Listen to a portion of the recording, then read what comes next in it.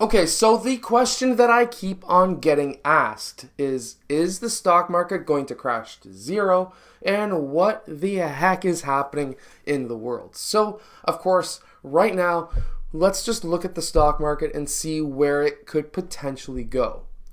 There's an old saying that you probably all know that says, be fearful when others are greedy and be greedy when others are fearful.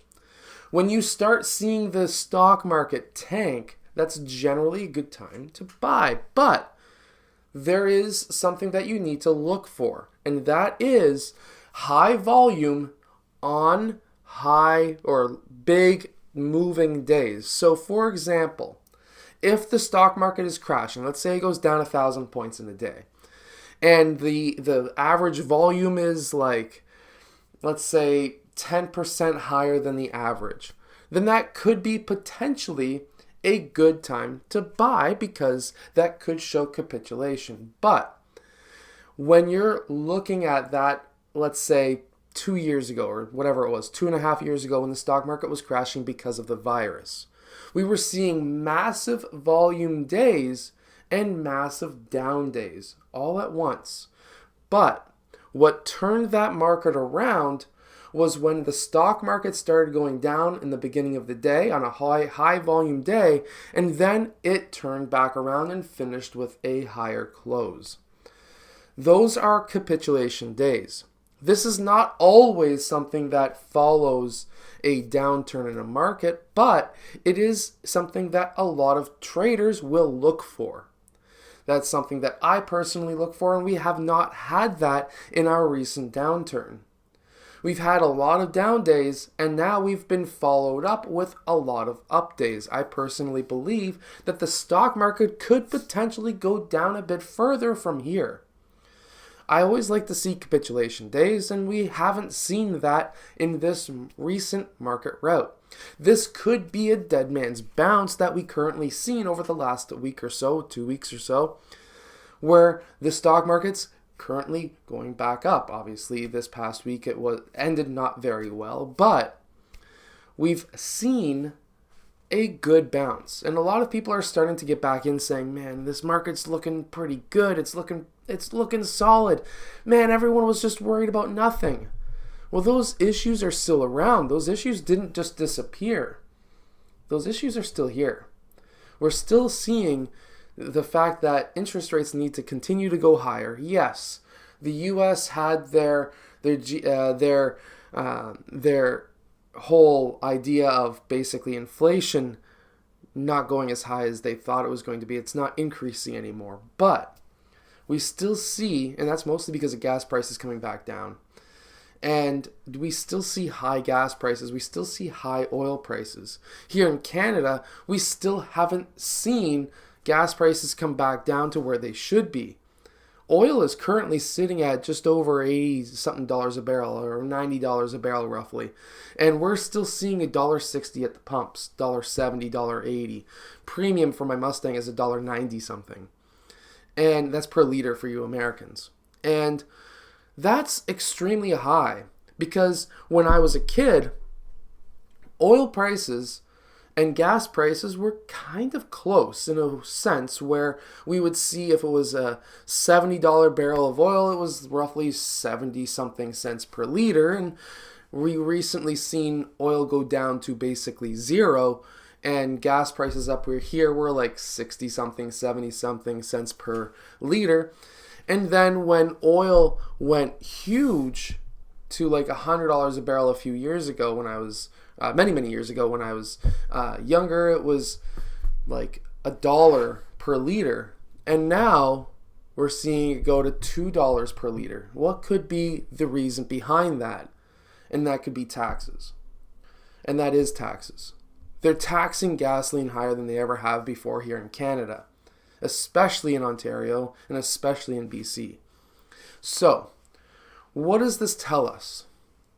Well, first off, the governments need to wake up, and they need to reduce the taxes. They're making a lot of money.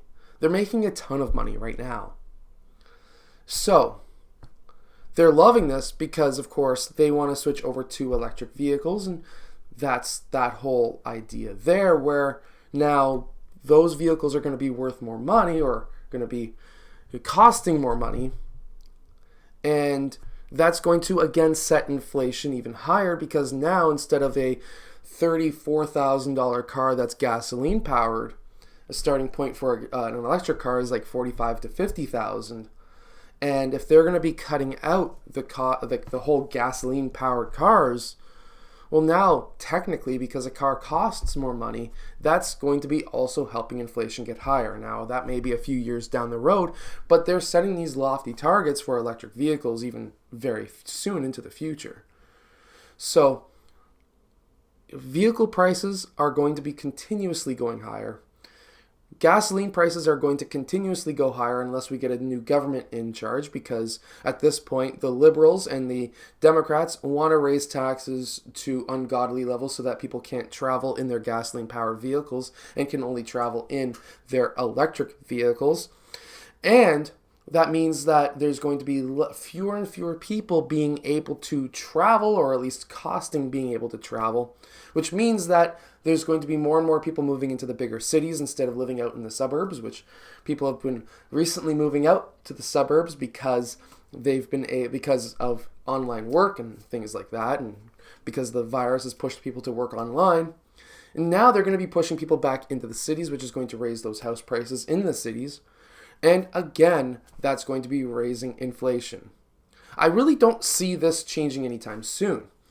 We see these closer targets like food prices and things maybe potentially coming down, but I really don't see inflation going down anytime in the near future, which can actually technically could help the stock market, because what inflation helps is things that may not have an unlimited value. So, for example, money is an unlimited value. The cost of money, like the amount of what a dollar is worth, is going to be set by how many dollars that you can get. And if the government continues to print that money, that means that cost of that money, the value of that money goes down. And if, let's say, there's 1 million shares in the stock market of a certain stock, then at that point, that stock's going to be worth more because that dollar that would buy that stock is worth less.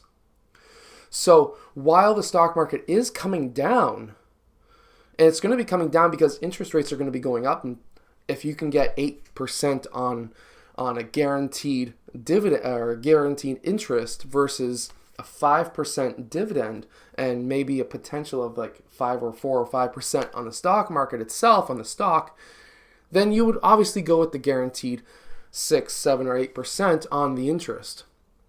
So now the stocks will be competing against regular interest maybe 2 years from now, but they're going to be having very similar returns, with the stock market being a bit more riskier. Now, that would be the time to buy. Right now, you can kind of do quick trades if you see something happening, but for long-term trading, for long-term investing, this would be a good time to slowly get in. But once inflation starts coming back down and interest rates start coming back down, that is the time that you would want to load up, because at that point, the stock market's going to be undervalued. Right now, it's, in my opinion, fair value, and you can slowly get it back. You can slowly get in. But at this point, unless there's going to be quick moves, maybe Apple may bring out a new product or something that may push them a bit higher, but historically that hasn't happened, then at that point, you can get into individual stocks and maybe do a quick trade. But right now, for long-term investing, it's just a buy and hold, and only slowly buy in, because there's going to be some big down days and there's going to be some pretty big up days. Don't buy in an up day, buy in a down day. I hope this video has helped. If it has, hit that like button, subscribe, and I'll see you guys again next time.